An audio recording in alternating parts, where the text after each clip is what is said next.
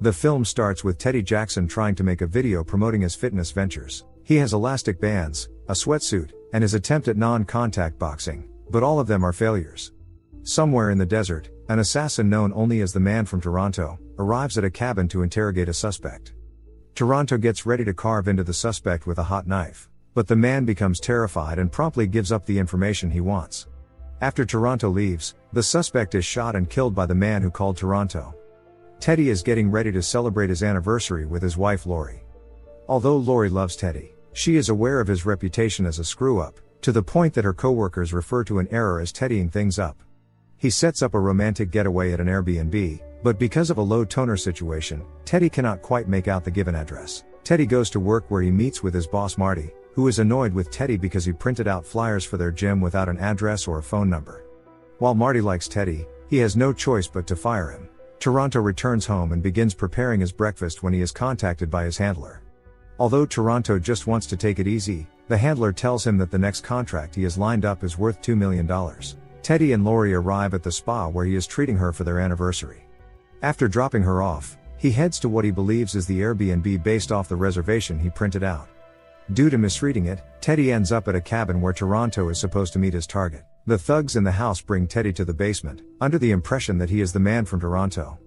As Teddy realizes he has gotten himself into trouble, he attempts to calm their hostage, but the man is terrified and ends up giving the thugs the information they want. Moments later, a flash grenade is dropped into the basement, and FBI agents storm the house, apprehending all the men, including Teddy.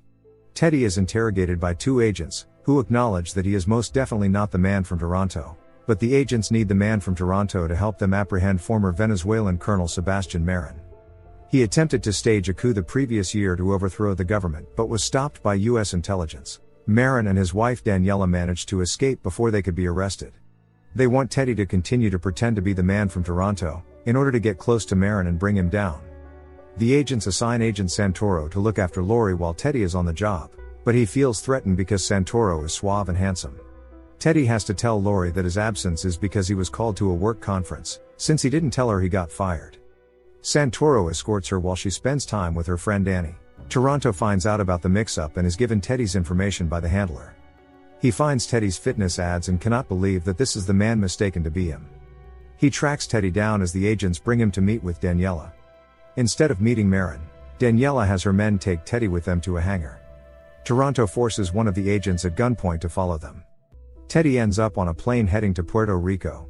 Toronto infiltrates the plane midair and reveals himself as the man they were looking for, though they still believe Teddy is the real assassin. Toronto then proves himself by beating Marin's men and having to save Teddy after they both nearly fall out of the plane. They land, barely, in a field and start making their way out on foot after the plane explodes. The handler contacts Toronto and chastises him for not taking out Teddy since they do not leave witnesses alive. Toronto tells Teddy they need to find someone named Mr. Green and bring him to Marin, since Marin has already seen Teddy's photo, believing he is Toronto. On a golf course, another assassin known as the Man from Miami shows up to beat his client with a golf club. He gets a call from the handler and offers him a contract to take care of the mess with Toronto. Miami agrees, then uses his golf club as a rifle to unalive the other golfer who witnessed the scene. Toronto brings Teddy to a tech convention where they will find Mr. Green. He coaches Teddy on how to convincingly pretend to be him so they can find Green. Teddy is brought into a room with one of Marin's men while Toronto talks to him via an earpiece. 4 captive men are presented, and Teddy has to interrogate them all to figure out which one is Mr. Green. He is given knives as a torture method to get them to talk, but he accidentally slashes one of the men's under his eye, causing it to bleed. Despite Teddy trying to hold back, he pukes on 2 of the men, and one of them ends up saying that he is Green. However, the main thug notices Teddy's earpiece and prepares to unalive him, forcing Toronto to step in and unalive the goons. He then cuts the thumb off Mr. Green and puts it in a bag. As the 2 try to make their way out of the building, Miami finds them and starts to go after them. He throws Teddy off the ledge, but he catches onto a decoration. Toronto and Miami fight as Teddy attempts to get himself down. Miami almost gets the thumb, but Teddy falls on top of him, and Toronto knocks him out.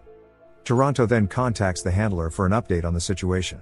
After hearing the conversation, Teddy believes that the handler is lying to Toronto. Teddy and Toronto head on a flight to Washington, D.C., where Toronto tells Teddy he knows that he is a screw-up just based on what he learned from him in person, and by going through his video history of making his failed gym ads.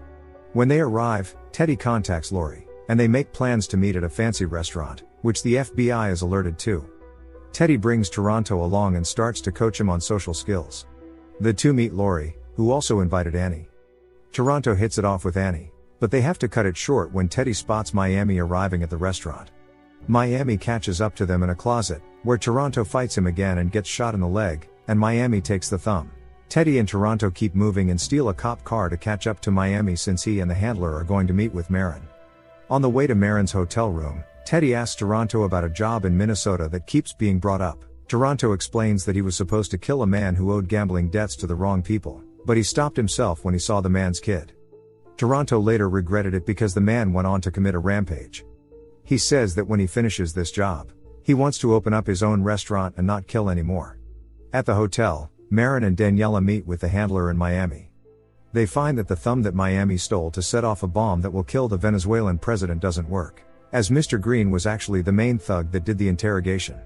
Teddy shows up and poses as Toronto, even though the handler tries to convince Marin that it's not him. The FBI show up and arrest Marin and Daniela, but the handler and Miami escape. Toronto ends up taking the payment that the handler would have collected. Teddy rushes back home to try and find Lori, but he only finds the house empty. She left him a message saying that she is going to her mother's house because she doesn't know what is going on with Teddy. Meanwhile, the handler begins to contact other assassins to go after Teddy and Toronto. The next day, Teddy learns Lori will be at the train station, so he runs there to try and catch her before she leaves. Miami finds Teddy and tries to kill him, but Toronto catches up and saves Teddy, saying that he didn't like the idea of Teddy dying. They are then confronted by the man from Moscow, the man from Tokyo, and the men from Tacoma. The guys run into Teddy's old gym, and Toronto kills all the assassins. They are cornered by Miami outside, but Teddy finds the courage within him to knock Miami out, even though he breaks his hand. The handler shows up and demands the money, which is in the trunk of Toronto's beloved car. After a chase where the handler fires grenades at Teddy and Toronto, they end up at a factory. The handler corners the two at gunpoint, but Teddy pulls a lever and drops the handler into a boiling hot vat where she burns to death. Toronto allows Teddy to take his car to catch up to Lori. Teddy makes it and apologizes to Lori for keeping things from her, and they reconcile. And then Toronto's car gets plowed by a train because Teddy left it on the tracks, causing all the money to fly away. And then Teddy gets tackled by the police. 1 year later, Teddy and Lori are expecting a baby. Toronto has opened his restaurant and is dating Annie. Teddy's no-contact boxing gym business has taken off, but Toronto still wants to kill Teddy for destroying his car.